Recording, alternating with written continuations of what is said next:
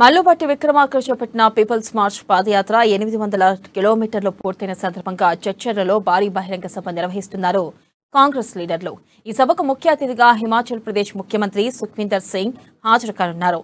ఇక పరిష్కార వేదికగా జరగనున్న బట్టి బహిరంగ సభపై కాంగ్రెస్ సీనియర్ నాయకులు బి హనుమంతరావుతో మా ప్రతినిధి ఫేస్ టు ఫేస్. సిఎల్పి నేత మల్లుబట్టి విక్రమార్క గారు చేపట్టిన పీపుల్స్ మార్చ్ పాదయాత్ర 70వ రోజు ఈరోజు జడ్చర్ల మండలంలో కొనసాగుతుంది.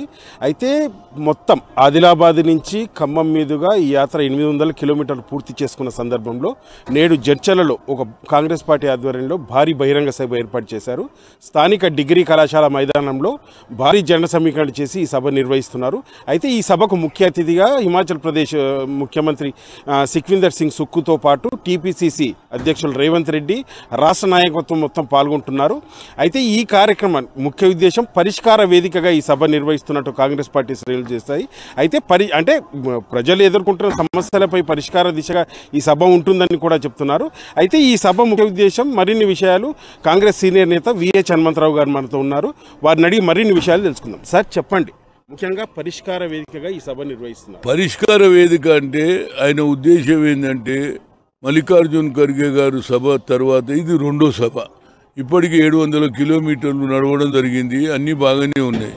అయితే ఈయన ఎదుర్కొంటున్న సమస్యలు ఏమిటి, ప్రజలకు ఇచ్చిన హామీలు బీఆర్ఎస్ కానీ బీజేపీ ఇచ్చిన హామీలు మీకు అమలైనాయా లేదా, ప్రభుత్వం ఏది ఇంకా వేధిస్తుంది, ఏ విధంగా ప్రజలను ఇబ్బంది పెడుతుంది, ఇచ్చిన హామీలు ఏమైనా పూర్వైన నిరుద్యోగ సమస్య కానీ, అదేవిధంగా రైతుల ప్రాబ్లం కానీ, ఓబీసీల ప్రాబ్లం కానీ, ఎస్సీల ఇవన్నీ తెలుసుకున్న తర్వాతనే జితనా ఇచ్చేదారి ఉత్తయి భాగేదారి అని అంతటితో ఆగకుండా క్యాస్ట్ వైజ్ సెన్సస్ కూడా చేస్తా అని చెప్పడం అనేది లాంగెస్ట్ పీరియడ్ నుంచి పెండింగ్ ఉన్న దాన్ని లేవనెత్తి మేము ఇస్తాం ప్రభుత్వంకి వస్తా అంటే, ఏ విధంగా అయితే సోనియా గాంధీ గారు మేము ప్రభుత్వంలో వస్తే ఆంధ్రలో మాకు అన్యాయం జరిగినా పర్వాలే, ఇంతమంది 1200 మంది, అంతకుముందు 350 మంది 69లో చనిపోయిన కానీ మేము తప్పనిసరిగా వాళ్ళ ఆవేదన తెలుసుకుని వాళ్ళ బాధ తెలుసుకొని ఇస్తా అన్నది ఇచ్చింది. అదేవిధంగా రాహుల్ గాంధీ గారు కూడా ఆలోచన ఒకటే, తప్పనిసరిగా జనాభా ప్రాతిపదిక ఉన్న వారికి సరి అయిన న్యాయం చేయాలి అని ఆలోచన చేసి అదే వారి తల్లి సోనియా గాంధీ గారు అన్నారు.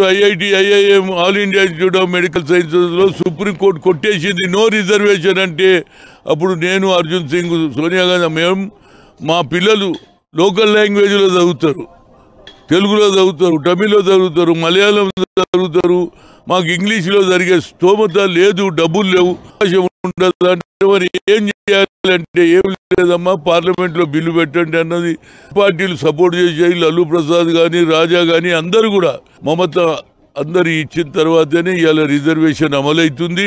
డబ్బు ఏది ఉద్యోగాలు చేస్తూ తండ్రికి తల్లికి బాగు చూసుకుంటున్నారు, వాళ్ళు కూడా బతుకుతున్నారు. అదేవిధంగా ఆయన చెప్పకుండానే కొన్ని లక్షల మందికి ఉద్యోగాలు ఇచ్చిండు.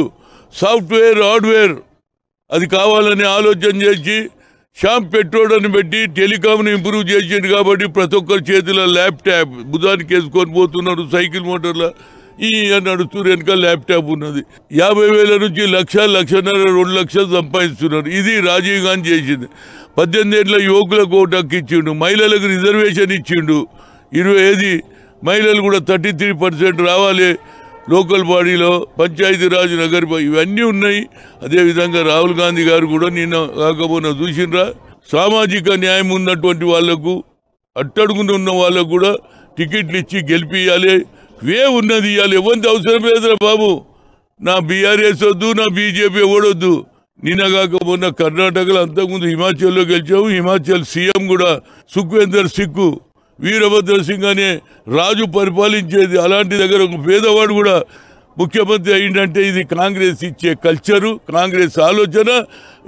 ఈ సభను కూడా పెద్ద ఎత్తున జయప్రదం చేయాలని నేను కోరుతున్నా. అయితే పాలమూరు జిల్లాలో ప్రాజెక్టుల విషయంలో కాంగ్రెస్ పార్టీ కేసులు వేసి మళ్ళీ కాంగ్రెస్ పార్టీ కొట్లాడడంపై బీఆర్ఎస్ పార్టీ విమర్శిస్తుంది. అయితే దీనిపై మీరేమంటారు? ఏమి లేదండి, వాళ్ళు ఏదో ఒకటి ఇప్పుడు మీరు తప్పు జరిగినప్పుడు అడిగే బాధ్యత మాది. అదేవిధంగా శ్రీరామ్ సాగర్ కట్టియాలి, ఈ లేదో గొప్పతనం కాళేశ్వరం కట్టించి అంతా మేమే అంటే ఎట్లనే. పాలమూరు జిల్లా అంటే వెనుకబడిన జిల్లా, లేబర్ జిల్లా, లేబర్లో పనిచేస్తుంది పోతారు, మధ్య ఎక్కడ కూడా మనోళ్ళే పనిచేస్తారు. కానీ ఇవాళ వాళ్ళలో కూడా మార్పు వచ్చింది. ప్రాజెక్టులలో నీళ్లు వస్తే తప్పనిసరిగా అటు గోదావరిని కానీ ఇటు కృష్ణాని కానీ వాడుకుంటాం. తప్పనిసరిగా వారికి కూడా మేము చేయలేదని కాదు, గతంలో కూడా మేము కూడా ప్రాజెక్టులు కట్టించినవి కొత్తగా చేస్తున్నట్టు ఖర్చు చేస్తున్నారు. మేము తక్కువ ఖర్చులో తప్పనిసరిగా మహబూబ్నగర్ జిల్లాలకు సరి అయిన న్యాయం చేస్తాం, ప్రాజెక్టులు పూర్తి చేస్తాం. వాళ్ళు ఎన్ని చెప్పినా మేము తప్పనిసరిగా ఇచ్చిన మాట నిలబెట్టుకున్న ఆలోచన ప్రియాంకకు ఉన్నది, రాహుల్ గాంధీకి ఉంది, ఆ కుటుంబంలోనే ఉన్నది రా బాబు. ఇచ్చిన తెలంగాణ వ్యాప్తంగా రైతులు ఏదైతే రుణమాఫీ కాకుండా అయితే ప్రభుత్వం ఏదైతే ప్రకటించో అవి హామీలు నెరవేర్చకుండా ఇబ్బందులు పడుతున్నారు. అయితే ఈరోజు ధాన్యం కూడా తెలిసిన ధాన్యాన్ని కూడా పలు కారణాలు చెప్పి తీసుకోవట్లేదు. దీని మీద అదే కదండి, ఇప్పుడు బట్టి ఏదైతే పీపుల్ మార్చులు అన్ని గవే వచ్చినాయి. ఒడ్లు కొట్టలేరు, మీరు పత్తి వేసుకోమన్నారు, ఒడ్లు వేయొద్దు అన్నారు. ఇవాళ ఏమంటుండు మంత్రి, 4 ఎకరానికి 4,000 ఇస్తున్నారు, అది కూడా ఇవ్వని అంటారు. పత్తి ఏం కావాలి, తడిచిపోయిన దానం రోజు పేపర్లో స్టేట్మెంట్ ఇచ్చుకొని ఏడేసిన దానం అన్నీ ఉన్నది. ఇక మిరుగం 7వ తేదీ తర్వాత ఇక వర్షం పడుతుంటే మీరు ఊకే మాటలే చెప్తే ఒకసారి గన్ని బ్యాగ్ లేదంటారు, గోనె సంచులు కొనిపెట్టాలి. అదేవిధంగా ఏది ఖాళీ చేయించాలి, ఏది గోడౌన్స్ ఏడగొంటారో తెలియదు. ఏడనైతే శాసనసభ్యుడు లేడో, ఏడనైతే ఆడ పనికిరాడో వాళ్ళ మెల్లగా కొంటుండే. నేను ఇప్పుడు వస్తాప్పుడు చూసిన రోడ్డు పోయి బస్సు పోయినందుకు లేదు, మోటార్ పోయినందుకు లేదు. ఏం చేయాలి చెప్పు, మేము పక్కకి వెళ్ళి దిగిపోయినాం. దాని మీద తాట్పత్తి వేసారు, దేవుని దయ అంటున్నారు. ఇంట్లో పోయి రోజు దేవుడా దేవుడా ఈ 2 రోజులు వాడవడదు, దేవుడా దేవుడా 2 రోజులు వాడవడదు, నా బియ్యం నా ఒడ్లు కొన్నాక వాడని అంటున్నారు. ఈ సభ ద్వారా ఒక మంచి ఊపు వస్తుంది.